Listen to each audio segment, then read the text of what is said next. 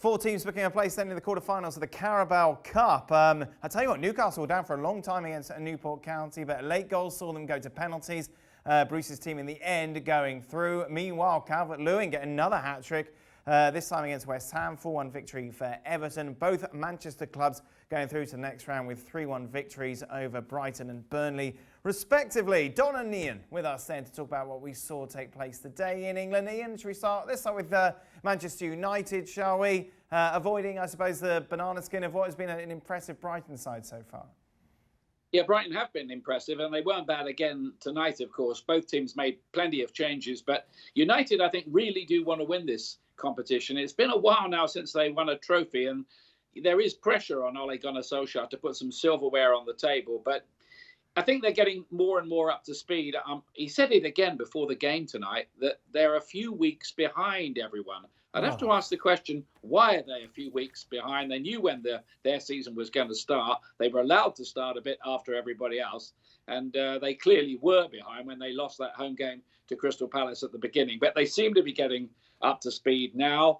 Doesn't look like the Jadon Sancho deal is going to happen for them. My question would be, why were they chasing him? They got plenty of forwards. What they really needed to do was sign a key defender. Why didn't they go and get Ruben Dias from Benfica like Manchester City have? Don, you were saying before maybe the scoreline flattered them slightly. I think so.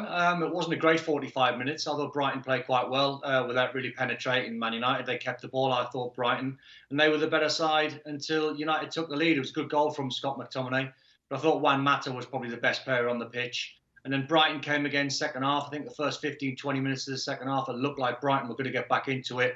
But then in the end, once United got the second one, they were comfortable.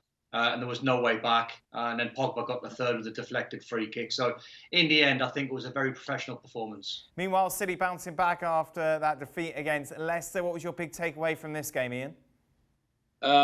Manchester City love this competition. They keep on winning it. Serial winners. They put out a pretty strong team again tonight. Raheem Sterling was in it. He got 2 goals. Kevin De Bruyne was picked as well. And they coasted through against Burnley, maybe predictably. Ferran Torres, I thought, was good today, Don. Yeah, he's a good player. Got his goal and an assist. He was sharp. He's going to be one I think the Man City fans are going to love watching playing because he's very direct. He's got a trick on him. He takes players on for fun.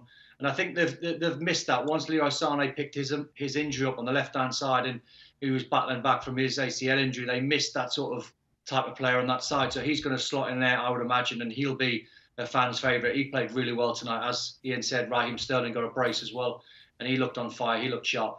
Meanwhile, Ian, Everton loving life at the moment. 4-1 victory over West Ham. Everything going their way. Everything's going their way. Dominic Calvert-Lewin will probably, I would think, unless it's a shock, be in the England squad when it's named tomorrow by Gareth Southgate. That's 2 hat-tricks at Goodison Park already. It's Everton's best start since 1938. Wow. They look like a different side with the signings this season, but the only downside for them tonight was Richarlison went off injured.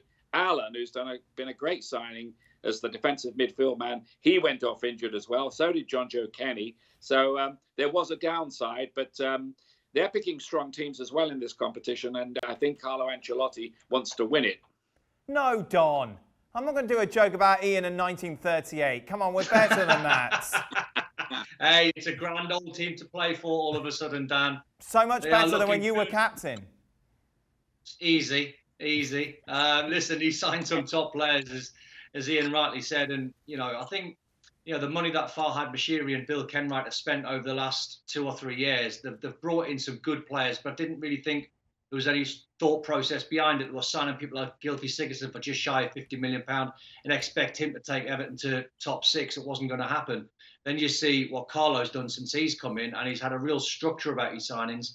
I think the one that's probably gone under the radar, even though he's been there for a little while, is Andre Gomez. All of a sudden now, Andre Gomez is playing with the likes of James, and he's got Decore and Richarlison and Allan sitting in there. His form has been sensational since the start of the season, but people like James, the Galacticos, are getting all the plaudits. And as you said, I think it's 6 from 6 in all competitions so far. So Everton are absolutely flying. Well, thank you very much for watching ESPN on YouTube. For more sports highlights and analysis, be sure to download the ESPN app. And for live streaming, premium content, and let's not forget as well, ESPN FC 7 days a week. Subscribe to ESPN Plus.